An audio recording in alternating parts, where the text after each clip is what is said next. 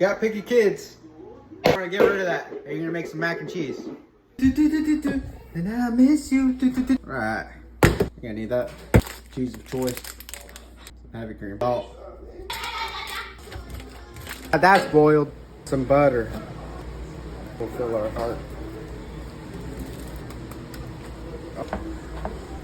Nice, heavy, cheesy, creamy. So it's perfect for the kiddos. I got picky kids. What? What are you saying? Stop eating their food! I'm not.